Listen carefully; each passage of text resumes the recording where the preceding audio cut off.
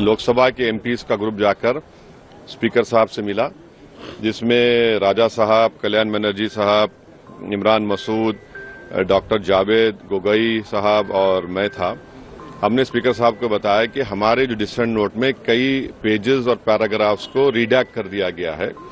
तो स्पीकर साहब was very kind enough, बहुत उन्होंने फौरन एसजी को बुलाया और कहा कि इनके साथ आप लोग बैठिए और देख लीजिए, रूल्स जो परमिट करता है उसको इंक्लूड करिए और जो नहीं करता है मत करिए। तो हम लोग बाद में पार्लियामेंट लाइब्रेरी में पूरे लोकसभा एमपीज बैठे और हमने अब बताया कि जो पोर्शंस को रिडैक्ट किया गया है, जो रूल्स के खिलाफ नहीं, उसको इंक्लूड करना चाहिए। तो हमारे जितने एमपीज थे वहां पर, उनके डिसेंट रिपोर्ट से हम बैठे और तकरीबन जो पेजेस या लाइन्स या पैराग्राफ रिडैक्ट थे वो इंक्लूड हो चुके हैं और स्पीकर ने कहा कि 2 बजे इसको लोकसभा में पेश किया जाएगा। तो मुझे उम्मीद है कि जो हमारी जो मीटिंग स्पीकर साहब के साथ हुई और सब्सिक्वेंटली जो ज्वाइंट वर्किंग कमेटी के ज्वाइंट सेक्रेटरी के साथ हुई, हमारे जो एतराजात थे उसको इंक्लूड कर लिया जाएगा। हाँ, जो पैराग्राफ्स में कमेटी के वर्किंग के ऊपर एक्सप्रेशन है वो तो रूल के खिलाफ है, उसको नहीं इंक्लूड किया जाएगा।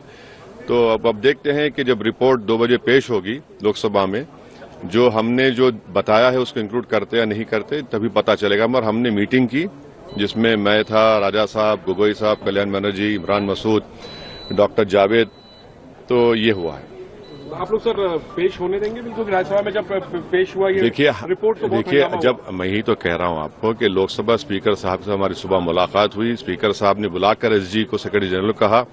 उसके बाद पार्लियामेंट की लाइब्रेरी में हम तमाम लोकसभा मेंबर जो स्पीकर साहब से मिले, वहां बैठे, ज्वाइंट सेक्रेटरी से बातचीत की और जैसा मेरा जो था, मेरा बता रहा हूं आपको, जिसमें कम से कम 8 से 10 पेजेस मेरे रीडैक्ट थे, उसमें से मेजर इंक्लूड हो चुका है। जो कमेटी के ऊपर एक्सपर्शंस था उसको इंक्लूड नहीं कर सकते, ठीक है। हमने कहा जो दूसरे चीजें जो थी, जो फैक्चुअल है, उसको तो इंक्लूड करना चाहिए।